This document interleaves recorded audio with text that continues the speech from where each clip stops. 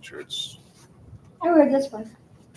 That's pretty. I like that. It says, Faith, faith in God changes everything. it does. Online. Online, Amazon. Online. I'm going to actually come over here. So if I decide I want to sit down, I can just. Oh, is it lined up over there?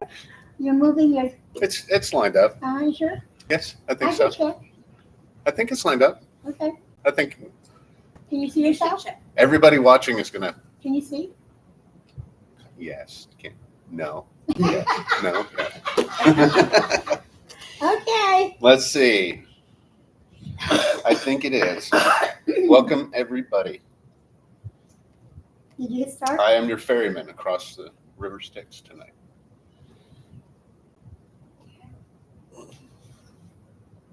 Let's see. Were they always, what was that expression in Narnia? Pastor's probably watching wherever he is out of town. I don't actually know what that expression is from. I don't actually. The river Styx? Yeah.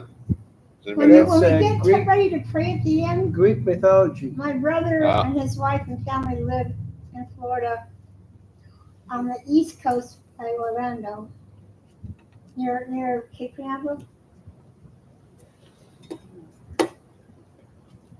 Yeah, I've got an aunt that is there. So we'll definitely be praying for them. Yeah, look, just so you're our official camera lady. Look, Okay. am I lined up? Yes, you're doing fine. It's on delay though. I'm what? It's on delay. It should Oh. be coming to me. Yeah, it's a little bit on the way. Okay. Well, welcome everybody. As we all know, Tori is out tonight, but I'm sure he's watching. Hopefully, he's watching. If you are, welcome, Tori. Thank you for joining. So we're in John 7. John 7 in verse 45. That's where we're starting. But I'm going to do. Let's just 45? do a very, very quick recap. So whoever wasn't here last week kind of gets a gist of what we were talking about, what was going on, and kind of the location of where they're at. And of course, as we're moving through this, I'm going to jump. Because obviously all the Gospels are the same, kind of the same stories, right? Matthew, Mark, Luke, John. But in each Gospel, it says something a little bit different. It kind of gives a little bit more direction on what they're saying. So on a couple of these things, we'll kind of reference a couple of the verses from the other Gospels so we can have a better understanding of what they're talking about. But earlier on in this chapter, if you recall, Jesus was with his brothers, and they were in Galilee, and then they were in Galilee, and if you recall how close they were to their hometown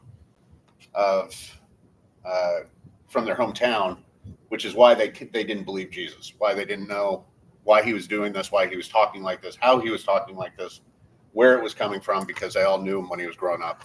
His brothers? Sure. They Right. didn't know? Apparently not. I think it's one of those things that as you're growing up, I was talking to somebody earlier today about this very thing, that when something happens, when you have a spiritual encounter, we tend to forget those spiritual encounters, right? Our lives just kind of overtake, and we forget those times where God placed himself in a very apparent way, right? So we can see that, and especially like when you have sibling rivalry, right? I'm sure their parents weren't, Mary and Joseph probably weren't telling their other children, hey, Jesus is better than all of you guys because he's the Son of God, right? It was probably very delicate subject matter for them to discuss. And as he was growing up, Probably wasn't discussed much. I can't imagine it was. Now, I can understand John Yeah. the Baptist's mother not Uh-huh. telling John the Baptist Right. because the girls were both related. Hmm. But your own family? I mean, Yeah. that's kind of a big secret to keep. Well, and it's obvious there was a big change, right? There was a big change between Jesus's life as he was growing up to when he started his ministry, right? Think about this though. Let's pull the perspective in to where we can have an understanding of this. Wasn't your life different before you went into your ministry, right? Of sort. Ministry or salvation? And I think it's one and the same, right? If you think about it, it's one and the same. When you became, when you accepted God into your life, when you recognized you were not God and there was a bigger God, right? A bigger being, a creator, and you really start diving into that, your life changes, right? The fruits of your spirit come out. Your whole attitude changes. Your whole life changes. Everything, your whole steps change. How you treat people, how you treat yourself, everything changes. So we can imagine the same thing took place. Yes, he never sinned as a child, right? It's not like when he started his ministry, oh, no, now he's not sinning, right? Just like us, we've sinned, right? He did not. Now, that doesn't mean that his life, there's many children that you can see and they're like, man, that's a perfect kid. I've never seen him do anything wrong, right? It's probably what it was like with Jesus. Problem is we don't know the inner thoughts of children, just like they didn't know the inner thoughts of Jesus being perfect, right? But when that change happened, when his ministry started, when that happened, now all of a sudden these people were seeing this different man, this different person, right? He wasn't the same person anymore because his ministry started. I think very much that's where verse 20, where people answered and said, you have a demon who's seeking to kill you, because the things he was doing, he had never done before, right? And in those days, when something happened in that manner, they automatically assumed you had a demon, right? If you were sick, you had a demon, right? If you got cancer, it was a demon, right? Everything was a demon. So in this manner, when he was doing these miraculous things, it was like that's why they were like, does he have a demon, right? So we're just doing a real quick kind of recap of this. As we discussed last week, that's where he went in. The Pharisees heard the crowd, and this is where they really started digging in and hitting him. And Jesus came back with some very deep conversations about himself being the living water. Let him come in to me and drink. And nobody understood what he was talking about. And it certainly probably sounded crazy to him as he started discussing and started talking about these things, these much deeper subject matters that were spiritual, right? Can we see that from this, we're going to start seeing him go into many parables, right? Do we understand now why he has to go into those parables? When he starts talking about these spiritual concepts, people don't understand. They don't get it. He starts talking about him being I'm the bread of life. You know, whoever comes and eats of me is going to have everlasting. People are like, what in the world is this man talking about? How can we eat him, right? So obviously he understood this. He perceived what they were thinking and said, you know what, I better dumb this down. I need to dumb this down. These boys are dumb. Boys are dumb. We need to dumb this down, and we need to speak in these parables so people can understand what I'm talking about. How can we connect that spiritual to the physical, right? We started off saying about being born again, and the guy said, I can't go back into my mother's womb. Right. I mean, that's the same thing. Yeah, but do we blame him? No, it's logical. Right, it's logical. Like, how in the world can I be born again? Oh, you must be one of those reincarnation guys, right? You got to think, like, there was a lot of different mysticism and different religions and different things that are going on all over. People believed all sorts of stuff. So when he started talking about this stuff, it really threw him off, yeah? Especially since he was talking to the religious leaders, Um, um, okay, so that was the breakdown. Okay, he got into it with the religious leaders, the Pharisees, um, and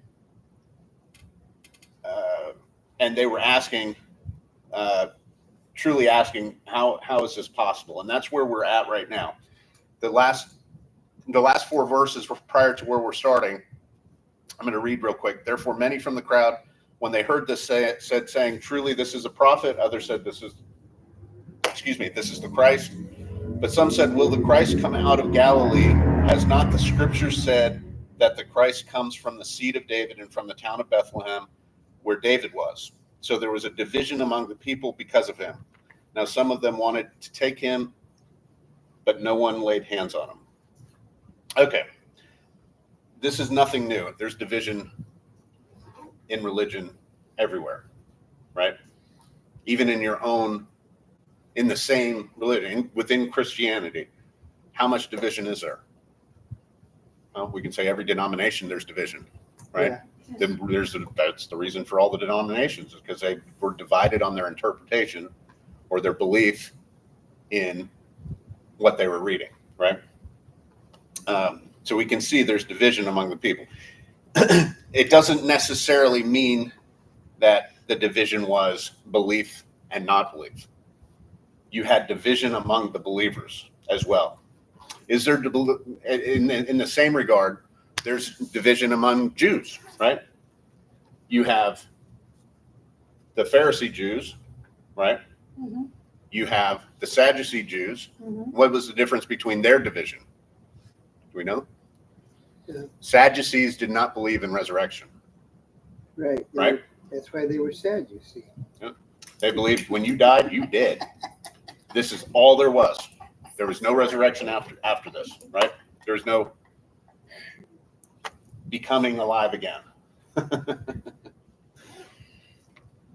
All right, so we're at verse 45. Oh, and then you have the Messianic Jews, which actually are Jews that believe in Christ, right? So the Messianic Jews are Well, Jewish. But they didn't believe that he was the Messiah. Yes, Messianic Jews believed he was the Messiah. Well, That means that's why they're Messianic, right? So they Now- believed in Jesus, yeah, although but at the time it was they were looking for the Messiah, but they didn't understand that he was. correct. That's what I'm saying. Okay, so we're in verse 45. So John chapter 7, verse 45.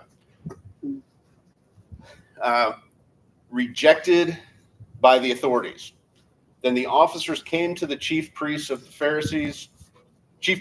the Pharisees, who said to them, "Why have you not brought him?" The officers answered, "No man ever spoke like this man." Okay. No man has ever spoke like this man. In John, it's a lot less descriptive. In Matthew and Luke, it's a little bit more descriptive of what they were saying. So I'm going to read both Matthew and Luke.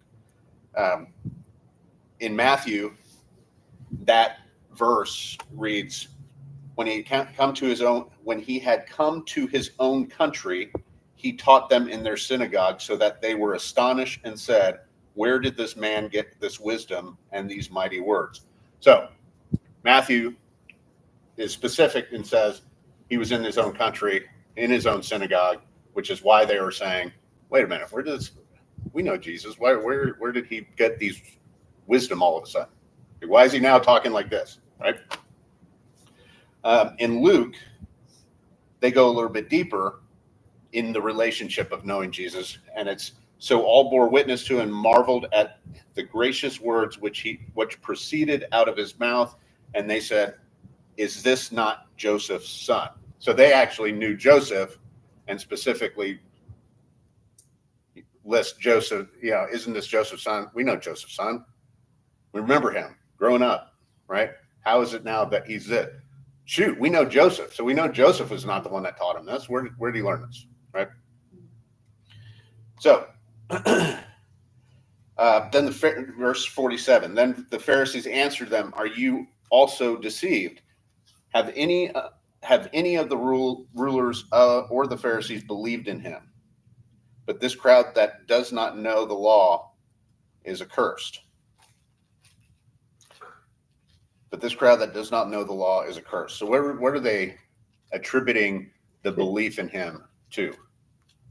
The miracles and things he preached on. Well, the Pharisees are attributing it to the fact that these people are dumb. These people I'm don't not know. saying that. I mean, These people don't know the who law. Know not the law. Are Right. cursed. Wouldn't that be the normal common people who follow Yes. them around?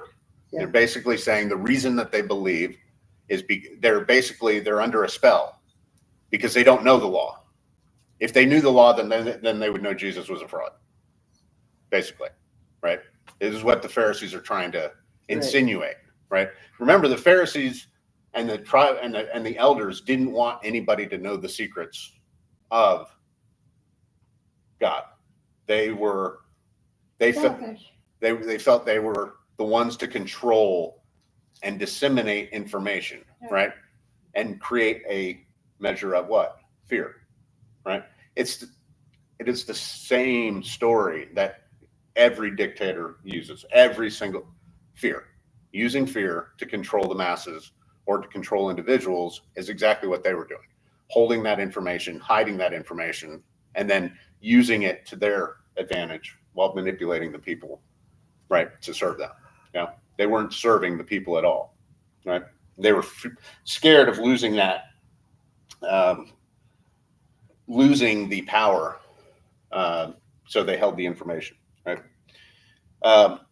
Verse 50, Nicodemus, he who came to Jesus by night, being one of them, said to them, "Does our law judge a man before it hears him and knows what he is doing?"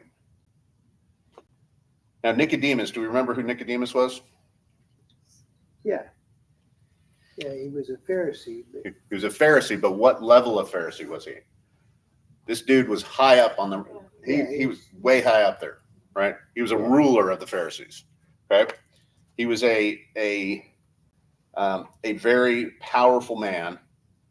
And if you recall, he was the one that came to Jesus at night.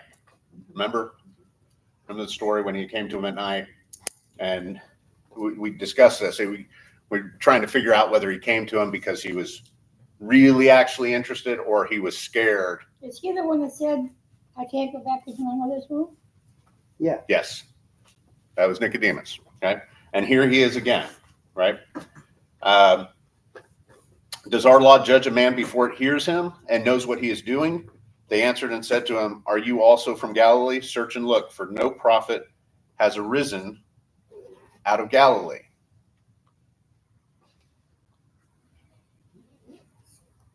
They answered and said to him, no prophet has arisen out of Galilee. Why do they keep going back to this? Remember before they were talking about Bethlehem. Remember, has not the scripture said that the Christ comes from the seed of David and from the town of Bethlehem where David was? Yeah. Right? Are you also from Galilee? Search and look, for no prophet has arisen out of Galilee.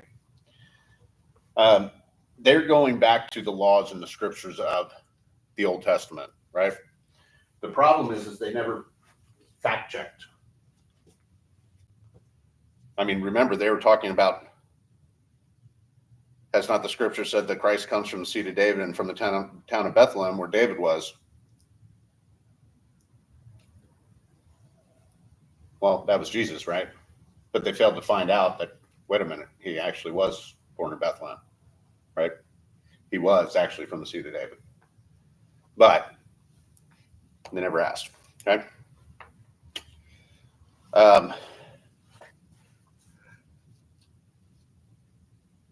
The next verse, an adulteress faces the light of the world, and everyone went to his own house.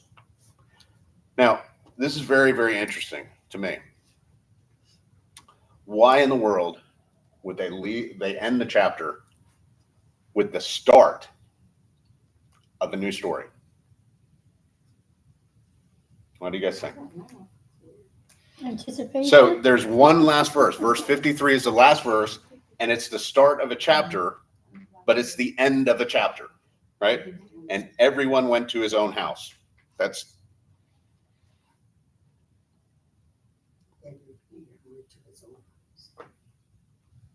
Curtain went down. right. But we have the title of An Adulteress Faces the Light of the World, right? Now, let's go back a couple of verses. I want to throw this out at you just think about this for a minute. So we can obviously say, if you know the scripture, if you don't, we don't really know what's going to happen next, but we do, right? Remember, we're in the 4th book of the Gospels. We've gone through every other one. Yeah. So we know that this probably has something to do with the woman, the adulterer, right? But why is it in this chapter? Okay. If we go back to verse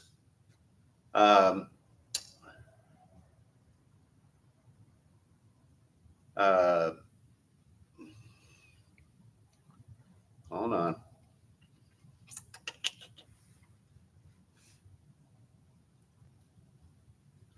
Verse 51. Does our law judge a man before it hears him and knows what he is doing? Okay. They're already starting in to a scenario where they're talking about the judgment that comes to people, right? The judging of something. They're asking this question. That question is asked. So Does our he law- and him are talking about Christ? Huh? He and him is talking about Christ? Well, this is Nicodemus that brings this up. Okay. I know, but it says, first hear from him and would know what he was doing. Mhm. So is it talking about what Jesus is doing? Or something else?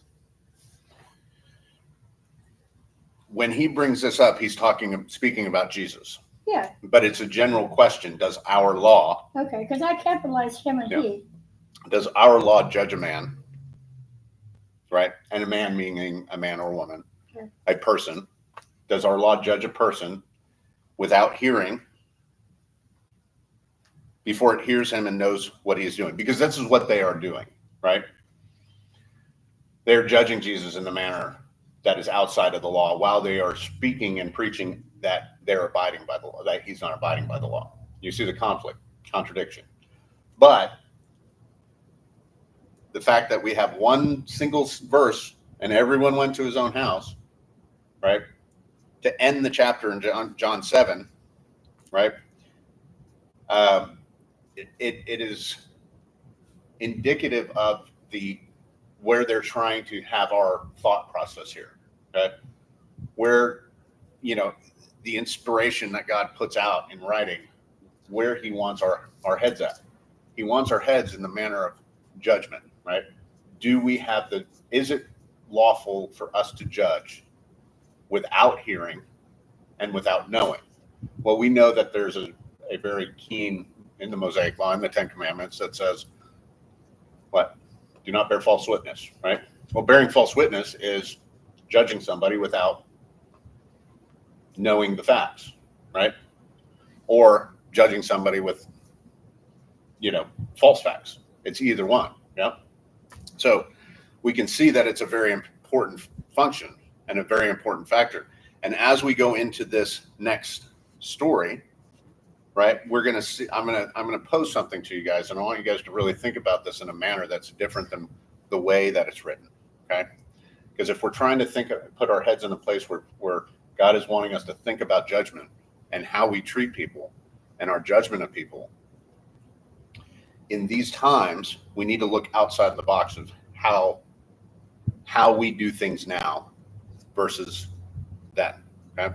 So let's move on, and we'll see what I'm talking about. So verse 8, see, by the way, there's a chapter title, An Adulteress Faces the Light of the World, one verse. Everybody went home. And then there's another chapter title, But Jesus Went to the Mount of Olives, okay? So And in some, in some Bibles, this is also interesting, which is something that I studied John in depth this past month, right, in school and seminary. And this was one of the things that was so interesting. And it's so interesting that I'm teaching this class tonight because this was like a big part of the class. I don't know if you guys notice in your Bibles, does it have verse in chapter 8? Does it start at verse 2 or 1? In what chapter? Chapter 8. 1. We Yours went to starts Mount in of verse Olives. 1. Yeah, but Jesus went to the Mount of Olives. So about half the translations start in verse 2. Not the same Mount of Olives? So they start verse 2. Yep. So we know so we see hers starts in verse 2. Yours starts verse 2. Mine starts in verse 2. If I open my Bible on my phone, that one starts in verse 1. Right? So we see this interesting thing that takes place, right? But we also notice that there's only one verse in the last chapter of 7, right? They are together. The stories are together, right? The way they separated chapters is, you remember, they're big, long texts that they didn't have chapter separations when they did this, okay? So basically it said that they each went to their own home, and Yeshua went to the Mount of Olives, was the end of 7. Right. So yours says went to the Mount of Olives, right? Okay, so verse 2. Now early in the morning he came again into the temple, and all the people came to him, and he sat down and taught them. Then the scribes and the Pharisees brought to him a woman caught in adultery. Before we move on, what constitutes adultery? To God, what constitutes adultery? Sex outside of marriage. Looking at someone with less eyes. You're right. Looking at somebody and going,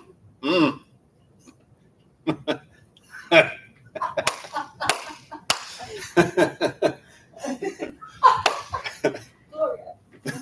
Ay Dios. Go on. Ay Dios mío. Go on. Amen. Okay. If you just look at somebody and lustfully, or look at somebody and in your mind, you're like, man, so that is committing adultery, okay? To God, as he lays out, right? To man, that's not, right? We make our own rules up. But to them, to the Pharisees, it was based on the Mosaic law. So when they said this woman was caught in adultery, they're speaking about the Mosaic law, to the actual physical act of sexual relations in some capacity, not with her husband, or in this case, it could have been with, maybe she wasn't married and it was just with somebody, because that was considered adultery then as well, right? And then when they set her in the midst, they said to him, "Teacher, this woman was caught in adultery in the very act." Okay. Remember the Mosaic law in Exodus. What's one of the Ten Commandments? Thou shalt not commit adultery, right? It takes 2. They only brought 1. They did only bring 1. Yes. It does take 2 to tango, Pat. Yes, it does. Yeah. But does it? Not if you're thinking about it. Does it? Does it take 2 to tango? We can. Anyway, that's a question that a lot of people have asked, and they go, and you have to answer in a manner like, what do you think about when you're doing that? You're not thinking about roses and, candy canes, I'm sure. Anyway, moving on. So she was caught, and you're right, Pat. There's only 2. But what was the purpose of them doing this? What were they trying to do? They're trying to get him to make a decision, and whatever decision he made, Right. they were going to use it against him. Correct. Right. They were putting him into a situation where they were trapping him Right. Attempting to. by him making a choice and a decision that was going to conflict against what he was preaching or conflict against the Mosaic law. Right. Yes. Because the reason that the Mosaic law and him there wasn't conflict, there wasn't contradiction, but there was a changeover between the old covenant and the new covenant. Right. The new covenant hasn't been written yet. The new covenant was him. Jesus I know. is the new covenant, right? He is the manifestation of the new covenant. And the laws that were taking place, that the Mosaic laws, he was replacing through himself, right? He's fulfilling the Old Testament. Yeah, he's fulfilled the Old Testament, but Right. the laws that were created in the Old Testament were becoming not important for salvation, right? So, for example, when we were talking about circumcision and we were talking about other laws that they were required to do, and that's many of the conversations that Paul went into, Ceremonial that will- stuff. we'll find out. But in this case, like Pat, you said, they were trying to trap Jesus. They were trying to trap him in a manner to where they could say, yep, see, we got him.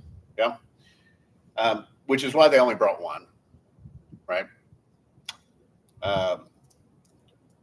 Now, Moses in the law commanded that such should be stoned. Okay. But what do you say?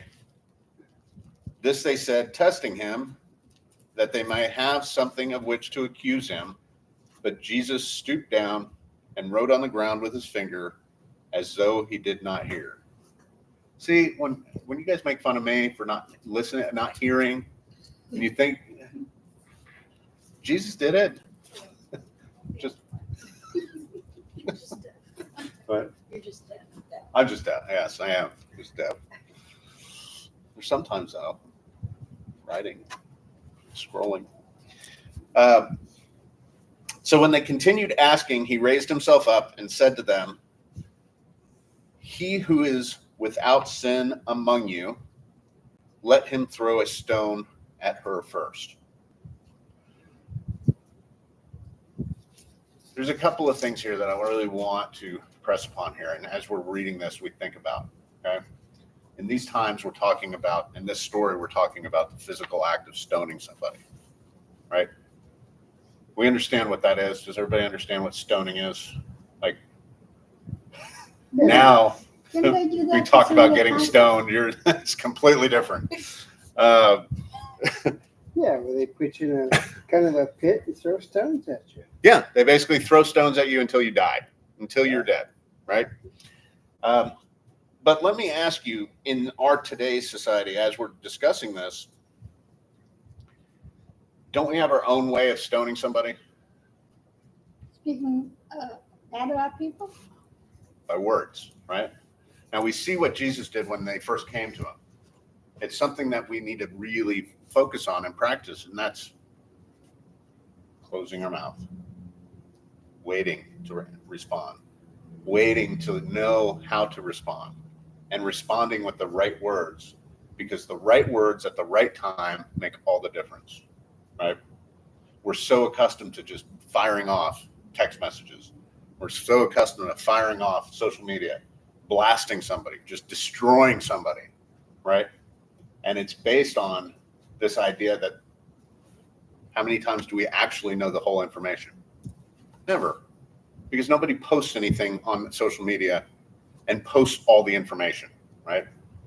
Nobody goes into therapy sessions and describes how their relationship or marriage or whatever went south and describes all the stuff they did, right? We only describe what the other person has done in our own words, right? And it's very important because this is a very serious act that Jesus takes here, right? It's a very serious defense that Jesus takes here. We have to understand he is defending a person that is non-defensible, right? That she has no defense. She was caught in the act, right?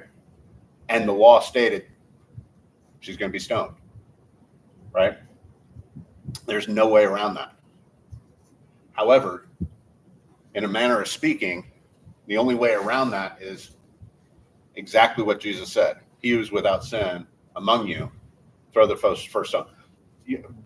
Notice he didn't say he who has never committed he who has never committed adultery. It's he who is without sin.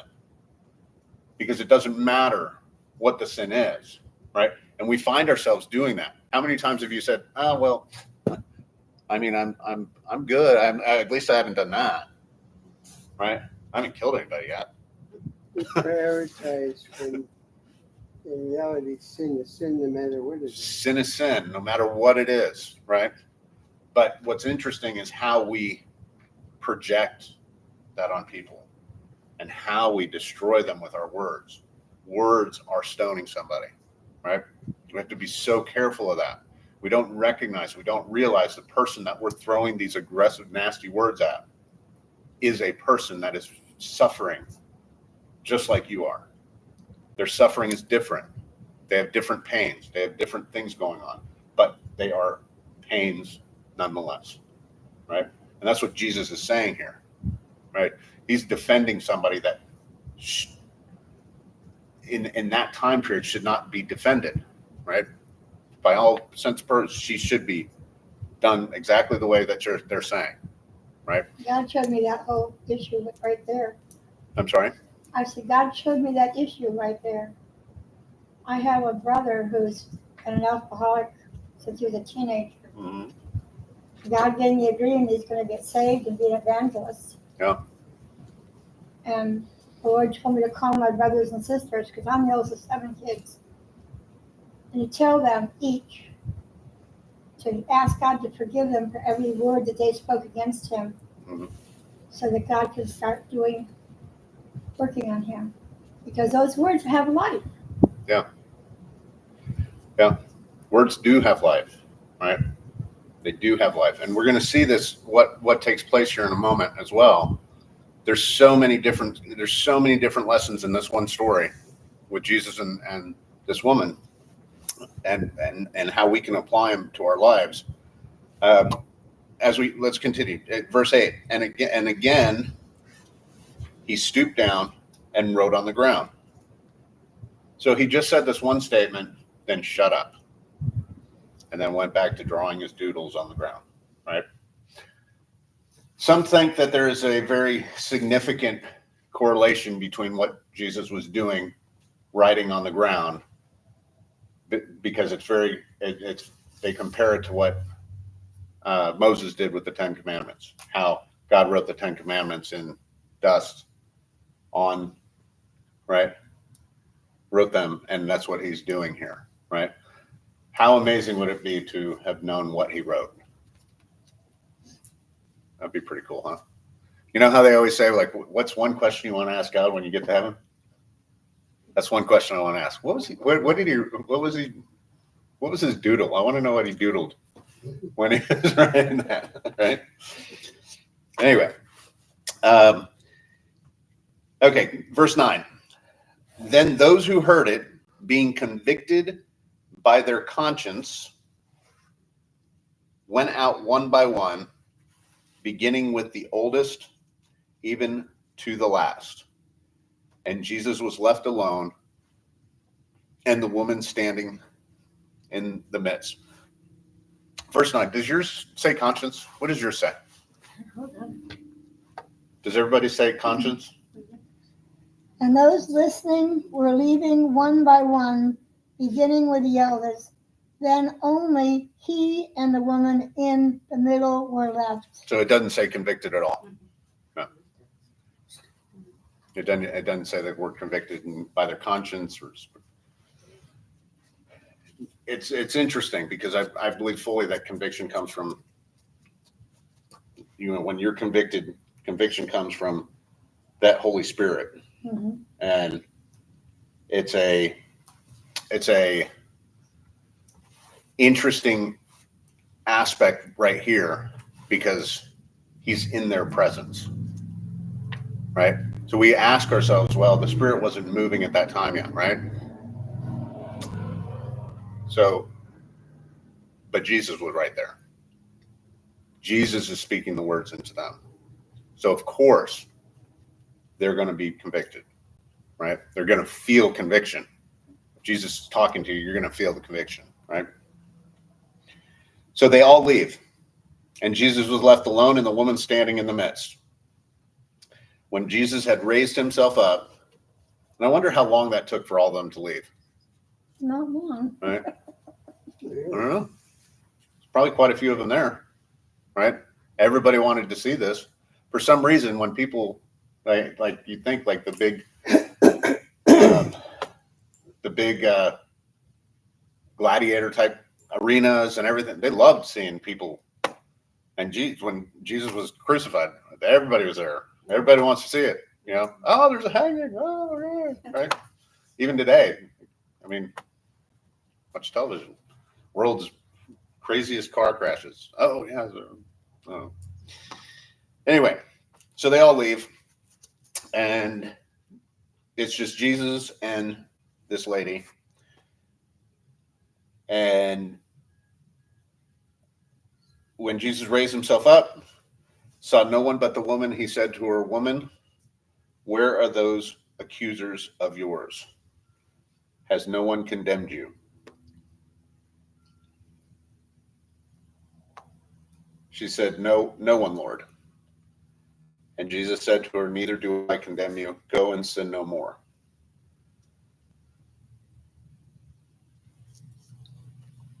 Then Jesus spoke to them again, saying, "I am the light of the world. He who follows me shall not walk in darkness, but have the light of life." Now, understand that the people there's still people there. Okay. I know in the verse it said, then those who heard it, being convicted by their conscience, went out one by one, beginning with the oldest, even to the last. He is speaking about the accusers, the people that brought the woman. It doesn't mean that he was left. It wasn't just sitting there alone, right?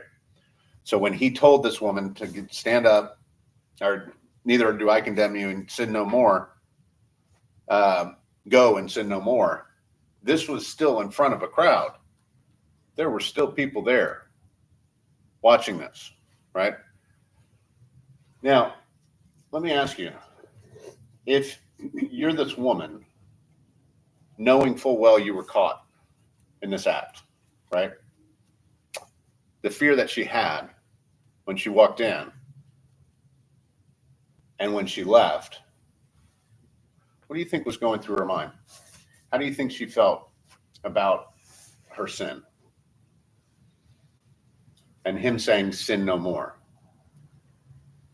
We find ourselves in a significant scenario where how many times have we done something and God has rescued us from it, right? He pulls us out.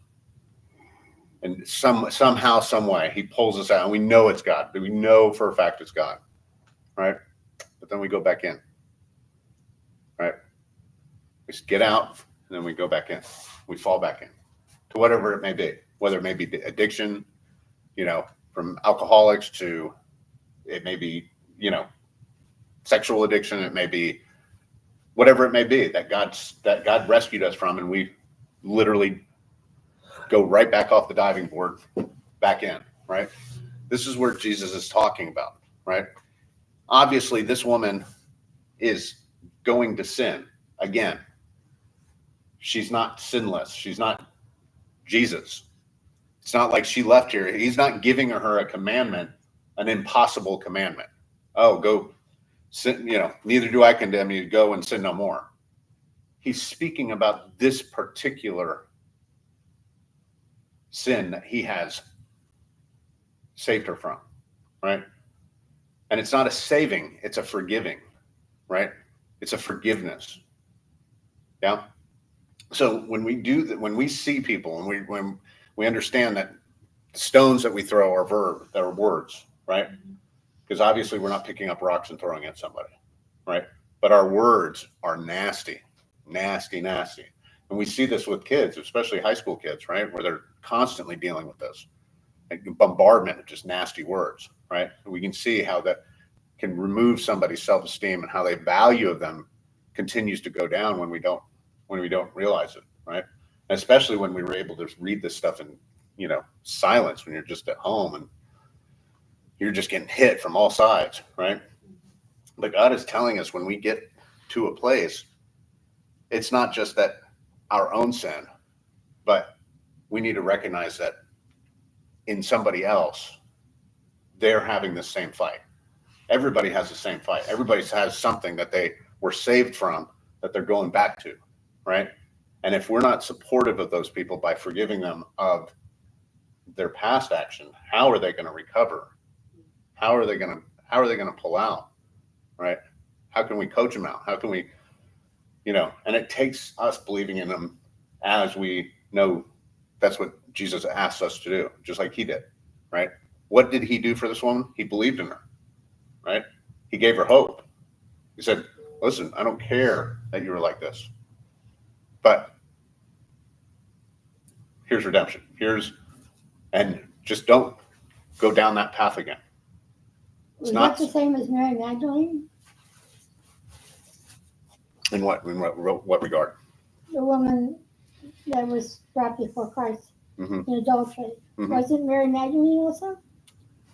One more time. Mary Magdalene, wasn't she in the same situation? Yes, she was. Yeah. But if you notice, it doesn't just use adultery as the sin. Remember, we have tax collectors, right? That were given the same redemption. The sin is not, it doesn't matter what the sin is, right? It is a speaking of a generality that everybody has some type of thorn. Everybody has something that they fall back to, that they continue to fall back on, right? The one thing that I will tell you that is it's, to me, it's a travesty. It's awful to me to think, but many of the therapy, when people go to therapy and they go to counseling, if you go to a worldview type therapist, you're going to be taught that it's not your fault. That's wrong. Listen, it's that if you're getting paid $300 an hour, don't you want to pay $300 an hour to somebody that's going to tell you that it's not your fault? Yeah, but then you get angry. But I at understand. whoever got you in that situation. I understand. But that's what I'm saying. We've gotten to a place where we're projecting everything we've done on other people, right? But the fact is we are all in that place. We're all in that sinning place. And when we are, Jesus is showing us, hold your mouth, hold your tongue. When you hear the information, wait, don't spout, don't fire off. Wait, if you gotta bend down and doodle, right? People are gonna get mad at you for not answering. I promise. They're gonna be like, why aren't you answering me? Right? Stamping. But if you don't have what to answer, if you're not ready to answer the way that you would answer God, then don't answer them, right? Far better to hold your tongue, just like Jesus did, right? Because Jesus had every reason to fire off. Yep. Okay, moving on. Jesus defends his self-witness. The Pharisees, therefore, by the way, just so you guys see the connection, the end of that little segment is Jesus talking about himself being the light of the world. And the last title was An Adulteress Faces the Light of the World. Mine just says Yeshua, the light of the world. Yeah. All right. So, chapter 8, we're in chapter 8, verse 13. What happened to 12? What? We just read that one. I'm the light of the world. He who follows me shall not walk in darkness, but have the light of life.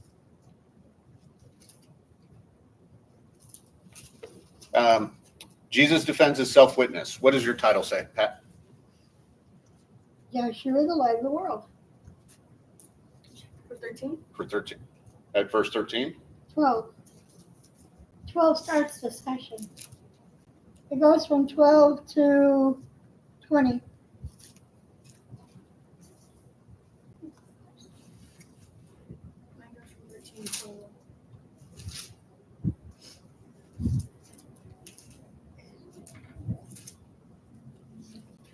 Hold on. I just want to say this one time real quick because there was a question that was from the live stream. Just I want to confirm this. In verse 10, it says, when Jesus had raised himself up and saw no one but the woman, he said to her, woman, where are those accusers of yours? Has no one condemned you? They're speaking about the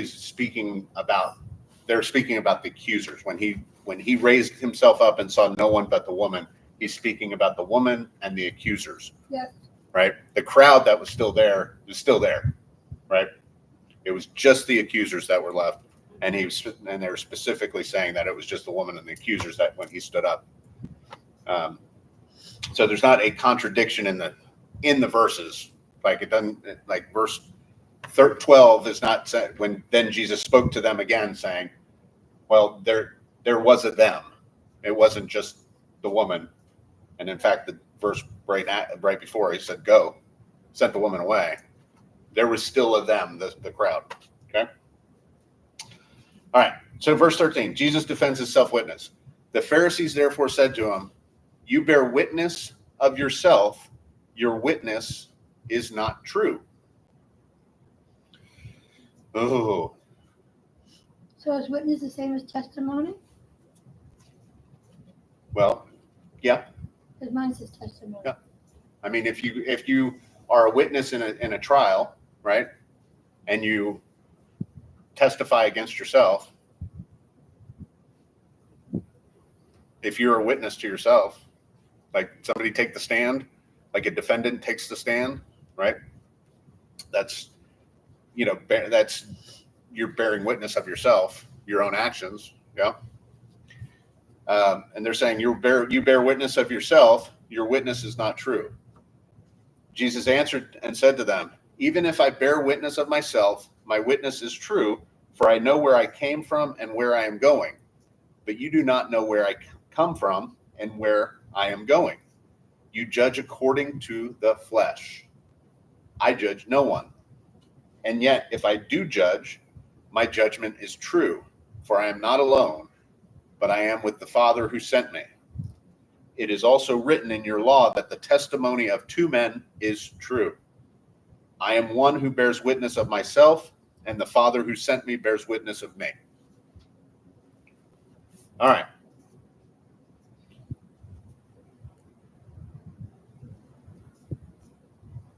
They made that part of the law. I'm sorry?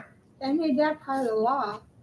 Because if one person says, you did this, it's doubtful because it's one person. But with two witnesses, right, that's established. That's right. In law. That has been established from, it's still that way today. I know. Is it not? That's right. Now, I want to ask you guys this. It says Jesus says, I judge no one. What is he talking about? He hasn't arisen yet. What's that? He hasn't arisen yet. Hasn't risen yet? No. Well, if we look at the verse, if we look at what he says right before that, he says, and if we remember from John 7, remember in John 7 when he says, do not judge according to appearance, but judge with righteous judgment? If we look, the verse, or what he says right before it, you judge according to the flesh. I judge no one. Why? Because Jesus does not judge according to the flesh, right? Judging somebody according to the flesh is judging according to their, just like it was saying, appearance, the physical actions, right? There's two. Jesus is the judge of spirit, right? If we know in the law, there's the spirit of the law and there's the letter of the law, okay? Do you guys know the difference between the spirit of the law and the letter of the law? Let me explain. Okay, and that's what this is speaking about here, is the spirit of the law and the letter of the law. This still is it's still today, okay? And this will help you understand how judges and the legal system kind of works, unfortunately, because their hands are tied in many places, right? The spirit of the law says if somebody breaks the letter of the law, okay? The letter of the law states, let's say, I don't know, let's pick speeding, right? If you're speeding, you're breaking the letter of the law, right? They pull you over, you're doing 65 and a 55. You're getting a ticket, right? You broke the law. Yep. If you were doing, I don't know, 100 in a 50, right? Are they just giving you a ticket, Put you in jail. right? You're getting a ticket, but you're all probably getting reckless driving as well, right? The problem that happens is it's now not just the letter of the law, which means that they wrote a law, and in their law book it says if you do this, this is a law, right? The spirit of the law means that your internal, you intended to break the law. Your intention, you knew the law, but you broke it anyway out of your intention. It wasn't just, oh, well, I didn't know the law. By the way, they wrote 666 new laws in the state of Texas last year. 666. What? Did you count? No, I read the article because I was like, 666. Oh, yeah, Yep. no, 666 laws. How in the world are you supposed to remember 666 laws? You're not, right? People break the letter of the law every day, right? Especially if they go into the grocery store and they find chicken breast in their bag, and they walk out of the grocery store with chicken breast that they didn't pay for. These are letters of the law. Is that favor? What? I think that's favor. Favor. That's blessing. Blessing. Yes, because it was already paid for. It was in the paid for bag. No, letters of law is different than spirit. So you can see when he's speaking about this, when you judge according to the flesh, he is talking about letter. You judge according to the outward appearance of what somebody has done. I judge on their intention. I judge on their spirit, right? I know their spirit. I know what they intended to do, right? Because if you didn't know that you were breaking the law, right? You still broke it, but Taking the chicken back. your chicken was paid for. Somebody paid for that I'm chicken. still taking it back. All right. Does everybody understand that? He also lists out that he's not bearing witness to himself because God is his witness. Is God your witness? To everything, right? Somebody used to tell me that I was always told God's watching, right? It was before I went to work. God's watching you. Wow. There's strong words. God's watching you, right? Yeah. God's watching you. Just remember, God's watching you. And it's serious because God's a witness to everything that we do, right? Every single thing. Unfortunately, everything, right? Okay, verse 19, moving on. Then they said to him, "Where is your father?" Jesus answered, "You know neither me nor my Father. If you had known me, you would have known my Father also." These words Jesus spoke in the treasury as he taught in the temple, and no one laid hands on him, for his hour had not come.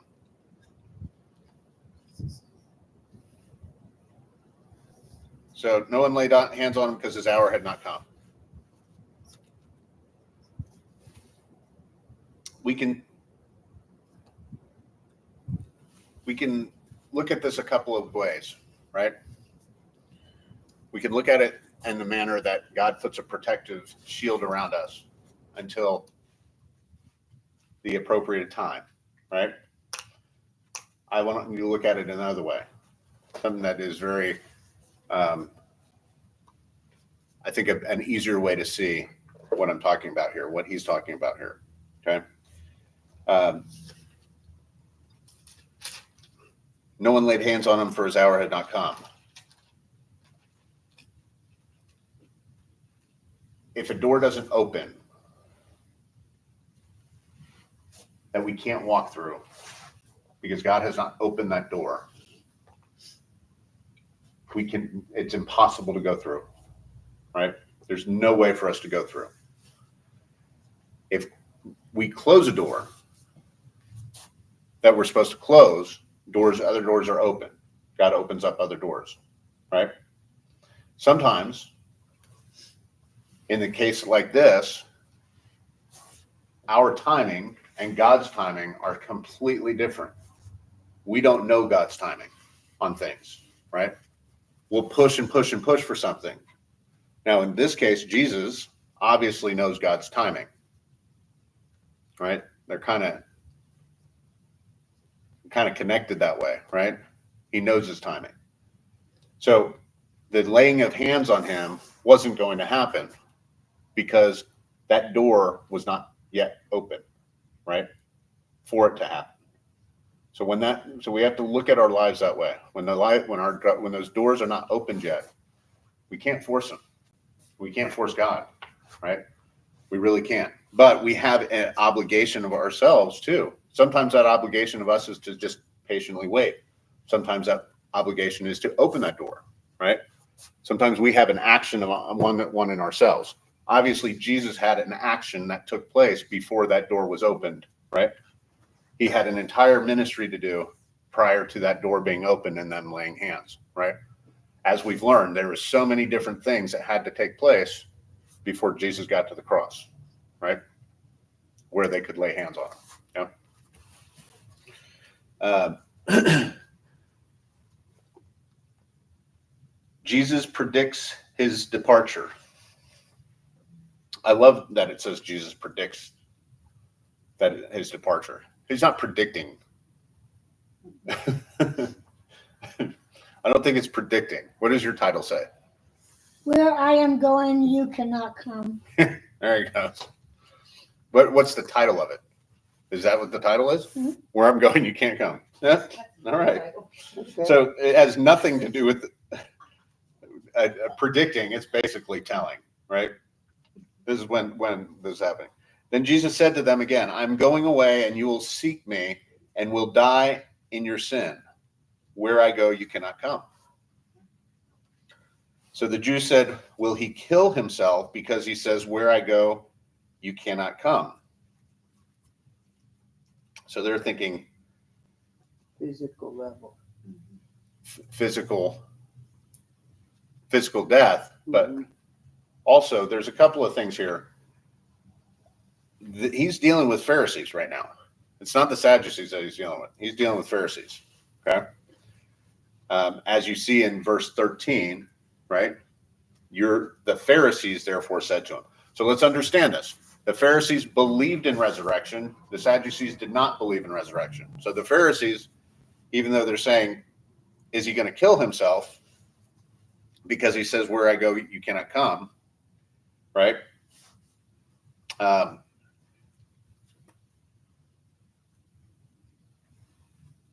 It's basically just a death, but there is also this verse right here, by the way, also has some significance within the Catholic Church, right? Because there is a belief that if you commit suicide, that you're going to hell.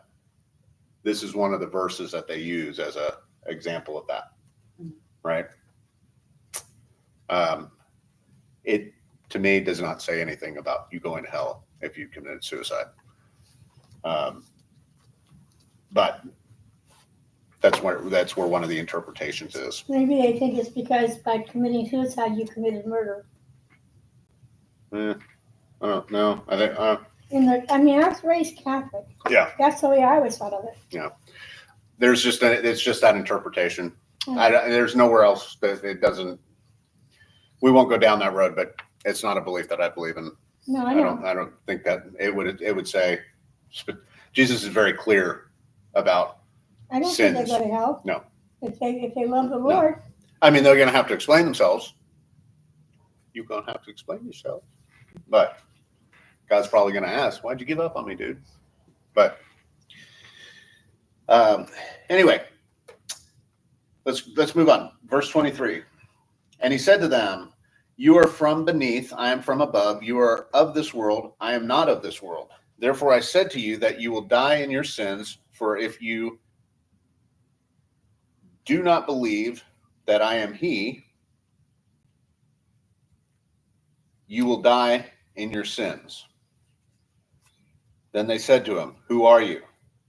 And Jesus said to them, just what I have been saying to you from the beginning. I have many things to say and to judge concerning you. But he who sent me is true, and I speak to the world those things which I heard from him.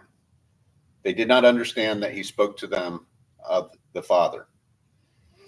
Then Jesus said to them, when you lift up the Son of Man, then you will know that I am he, and that I do nothing of myself, but as my Father taught me, I speak these things, and he who sent me is with me. The Father has not left me alone, for I always do those things that please him. And he spoke these words. Many believed in him.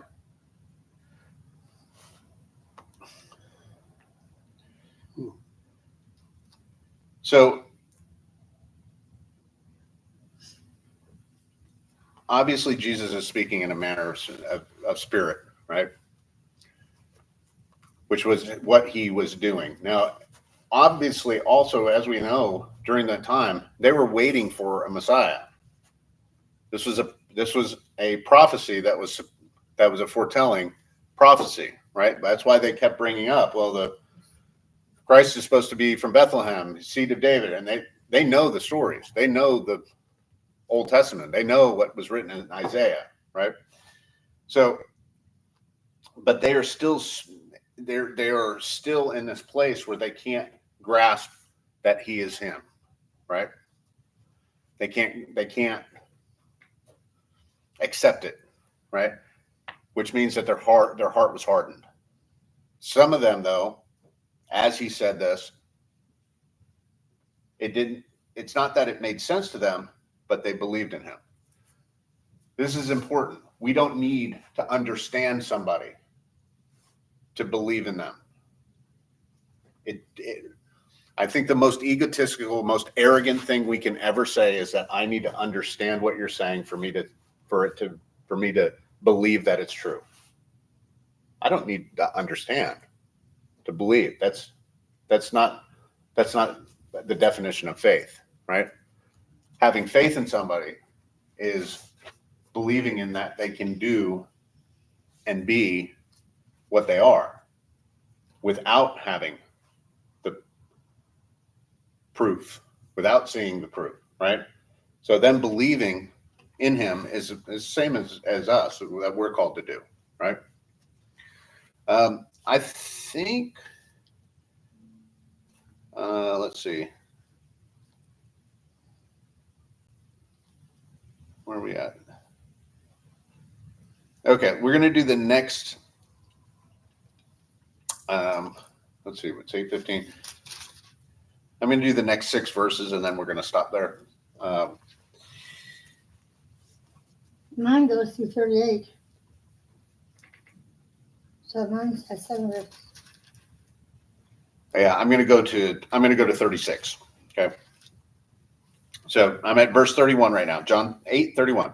Then Jesus said to those Jews who believed him. Okay, so here is, right, this is where the messianic comes in, right? Okay.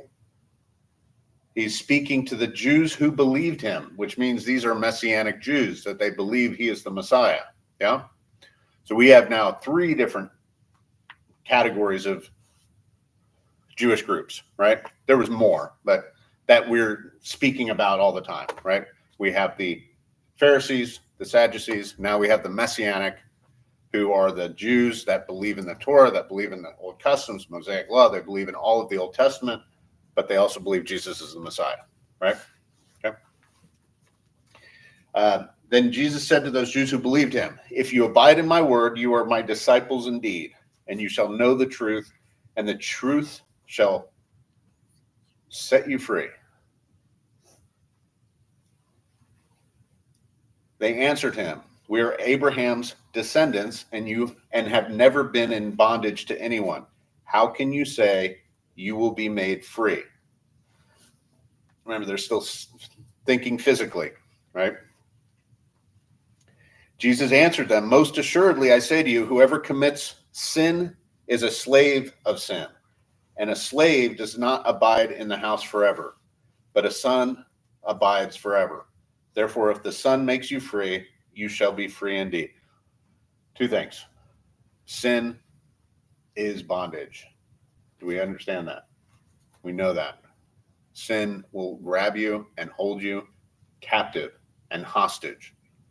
Whatever that sin is. Doesn't have to be, it can be anything. It can be whatever that sin is, right? And that's what he is saying. And we know this because when you start having that relationship with God, you start recognizing what the sin is, right? And you realize how much of a hold it has on you, you know? And understand that at some point you recognize you don't have the power in yourself to remove it. And that's where it requires God to step in, right?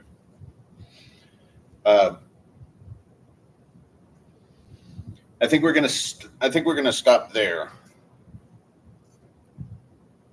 Yeah, we're gonna stop there. Does anybody have any questions? Thoughts?